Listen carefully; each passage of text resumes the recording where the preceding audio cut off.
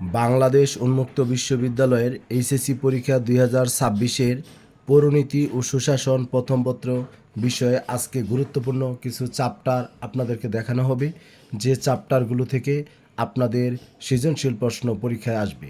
বিশেষ করে আমার যারা চাকুরিজীবী, অতি ব্যস্ত এবং গৃহিণী পর্যায়ে শিক্ষার্থী রয়েছেন, আপনাদেরকে বলবো, আপনারা যদি আমাদের এই পৌরনীতি ও সুশাসন প্রথম পত্র বইয়ের যে চ্যাপ্টারগুলো দেখাবো, আপনারা যদি এই চ্যাপ্টারগুলো ফলো করেন, তাহলে অবশ্যই আপনারা আপনাদের পরীক্ষায় ভালোভাবে প্রশ্নগুলোর উত্তর দিতে পারবেন।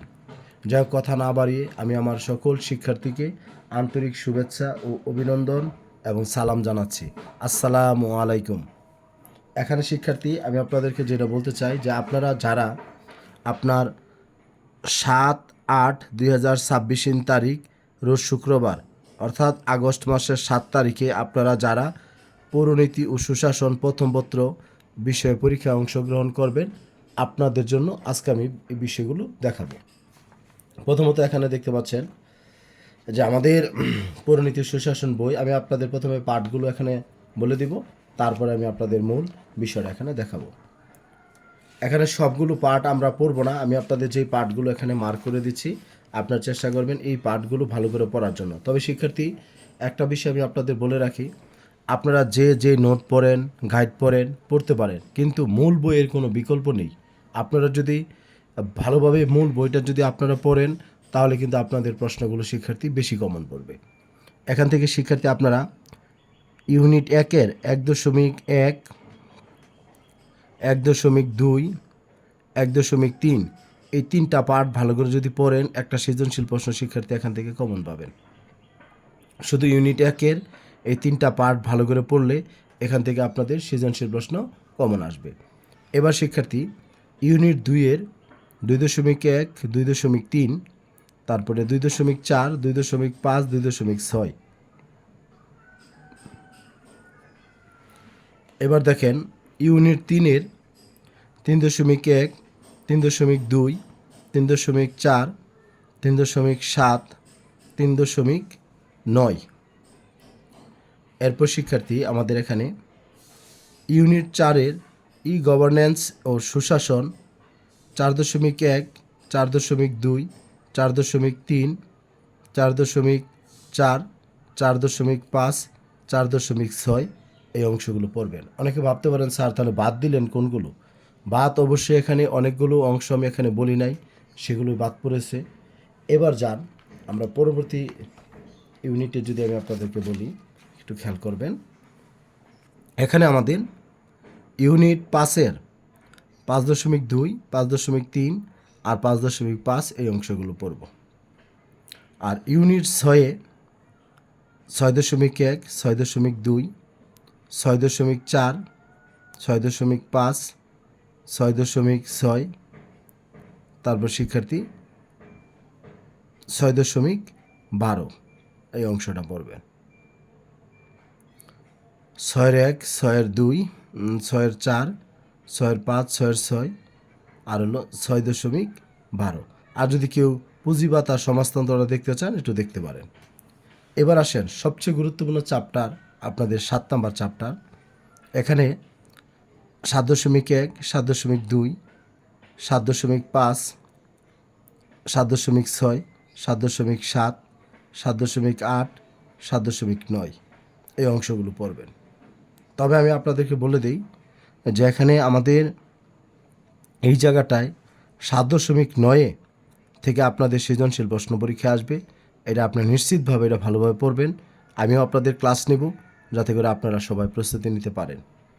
একইভাবে শিক্ষার্থী, আপনারা দেখতে পাচ্ছেন যে এখানে আমাদের রাজনৈতিক দল, চাপ সৃষ্টিকারী গোষ্ঠী, নেতৃত্ব ও সুশাসন এই চ্যাপ্টার থেকে 8.1, 8.2, 8.4, 8.5 এই অংশগুলো একটু পড়বেন। একইভাবে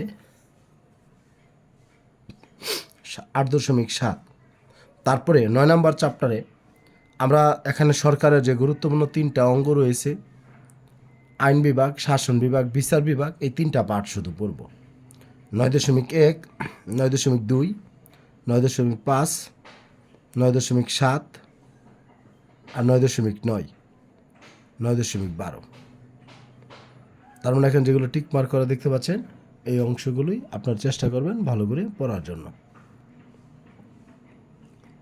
এবার শিক্ষার্থী আমাদের 10 নম্বর ইউনিটে 10-এর 1, 10-এর 2 পড়বেন। 11 নম্বর ইউনিট আপনি চাইলে পড়তে পারেন, নাও পারেন, কিন্তু এখানে এই 12 নম্বর চ্যাপ্টার থেকে শিক্ষার্থী আপনাদের 2টি সৃজনশীল প্রশ্ন আসবে। সেই জন্য আমি আপনাদেরকে বলবো যে আপনারা যারা অল্প সময় যারা প্রস্তুতি নিতে চান, আপনারা 12 নম্বর চ্যাপ্টার দিয়ে পড়া শুরু করবেন। এখান থেকে 2টা সৃজনশীল প্রশ্ন কমন পড়বে। পাঠগুলো ভালো করে পড়বেন, দেখবেন ইনশাল্লাহ আপনাদের প্রশ্নগুলো আপনারা কমন পাবেন। তারপর শিক্ষার্থী আমি আবার আপনাদের বলে দিচ্ছি, যাদের একেবারে সময় কম, যে আপনার প্রস্তুতিটা প্রয়োজন কিন্তু সময়টা কম, আমি আপনাকে বলবো যে আপনি 12 নম্বর চ্যাপ্টারটা ভালো করে পড়বেন। তারপরে 12 নম্বর চ্যাপ্টার পড়ার পর আপনারা এখানে 7.9 যে বলেছিলাম, এই চ্যাপ্টারটা ভালো করে পড়বেন। 7.9 এই 2টা চ্যাপ্টার যেমন দেখাচ্ছি আমি আপনাদের এখানে 155 নম্বর পেজে সম্ভবত আমাদের যে সৃজনশীল প্রশ্নগুলো, 3টা সৃজনশীল প্রশ্ন এখানে আছে। এগুলো থেকে আপনাদের পরীক্ষায় প্রশ্ন আসবে। এই যে এই উদ্দীপকটা দিয়ে আপনার নৈর্বৃত্তিক আসবে। আর পৌরনীতি বিগত বছরগুলোতে যেগুলো অভিজ্ঞতা হয়েছে, যে আমরা দেখেছি যে বইয়ের কোশ্চেনগুলোই বেশি আসে। এখানে দেখতে পাচ্ছেন এই যে 155 নম্বর পেজে আপনাদের এখানে 3টা সৃজনশীল প্রশ্ন আছে, যাদের বই আছে আপনারা দেখে নেবেন। অর্থাৎ আমাদের বইয়ের যে সৃজনশীল প্রশ্নগুলো রয়েছে, এগুলো থেকে আপনাদের কিন্তু পরীক্ষায় প্রশ্ন আসবে। এখন অনেকে বলতে পারেন যে স্যার, আমরা সৃজনশীলের বিষয়টা বুঝলাম, তাহলে নৈর্বৃত্তিকগুলো আমরা কোথা থেকে পড়ব? আমি আপনাদেরকে বলি, আমার এই উন্মুক্ত বিশ্ববিদ্যালয়ে আপনাদের এই নতুন কারিকুলাম তৈরি হওয়ার পর, যেমন আমাদের গত 25 সালে পরীক্ষা অনুষ্ঠিত হয়েছে, 24-এ পরীক্ষা অনুষ্ঠিত হয় নাই, 23-এ হয়েছে, 22-এ হয়েছে, 21 সালে হয়েছে, 20 সালে শিক্ষার্থী পরীক্ষা হয়নি, 19 সালে 18 সালে যে প্রশ্নগুলো পরীক্ষা এসেছে সেগুলো অ্যানালাইসিসে আমি দেখেছি যে বইয়ের যে প্রত্যেক চ্যাপ্টারে যে নৈর্বৃত্তিকগুলো আছে, এই নৈর্বৃত্তিকগুলো যদি আপনারা ভালো করে পড়েন তাহলে আপনারা সবচেয়ে বেশি কমন পাবেন। সেই জন্য আমি আপনাদেরকে বলবো, কোনো গাইডের পিছনে আপনারা না দৌড়াদৌড়ি করে বা খোঁজাখুঁজি করে আপনারা মূলত আপনাদের বইটাকে আপনারা সবাই ভালোভাবে প্রস্তুতি নেবেন, বইটাকে ফলো করবেন, দেখবেন আপনাদের প্রস্তুতি হয়ে যাবে। তারপর শিক্ষার্থী আমি আপনাদের জন্য কয়েকটা লাইভ ক্লাসও আমি ওখানে আপলোড দিব, যাতে করে আপনারা সবাই প্রস্তুতি নিতে পারেন। তবে শিক্ষার্থী কথা এটাই যে আপনারা যে পাঠগুলো আমি আপনাদের বলেছি সেগুলো পড়বেন। আমি আরেকবার একটা কথা বলে যাচ্ছি, যাদের একেবারে সময় কম, আপনারা 12 নম্বর চ্যাপ্টারটা আগে শুরু করবেন। তারপর শিক্ষার্থী এখানে এই যে 7.9 এগুলো পড়বেন। আর এখানে যে 1 নম্বর চ্যাপ্টার যেটা বলেছিলাম যে 1-এর 1, 1-এর 2, 1-এর 3 এই যদি পড়েন, দেখা যাবে শিক্ষার্থী আপনারা 3টা সৃজনশীল প্রশ্নের আনসার আপনারা করতে পারবেন। আপনার আনসার করতে হবে 9টা থেকে 6টা, 6-10-60, আর এখানে আপনার নৈর্বৃত্তিক থাকবে 40টা 40। তবে শিক্ষার্থী এখানে আরেকটা বিষয়, যে আপনাদের সিকিউতে 20 নম্বরে পাস, আর এমসিকিউ 40-এর মধ্যে আপনাদের হলো 13তে পাস। এই বিষয়টা খেয়াল করবেন। এরপর যদি কারো কোনো প্রয়োজন হয়, আপনারা আমার সাথে 01609781125 এই হোয়াটসঅ্যাপ নাম্বারে যোগাযোগ করবেন। আমার কাছে যদি আপনারা, আমার একটা হ্যান্ড নোট আছে আমি তৈরি করেছি, সেটার মধ্যে ক খ সৃজনশীল প্রশ্ন পাবেন, এবং আপনাদের নৈর্বৃত্তিকগুলো পড়তে পারবেন। আমি চেষ্টা করবো সেটার ভিডিও দেওয়ার জন্য।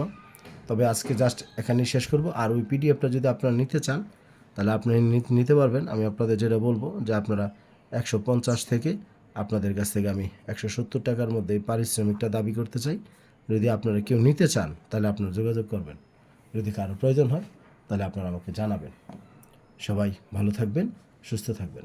আসসালামু আলাইকুম।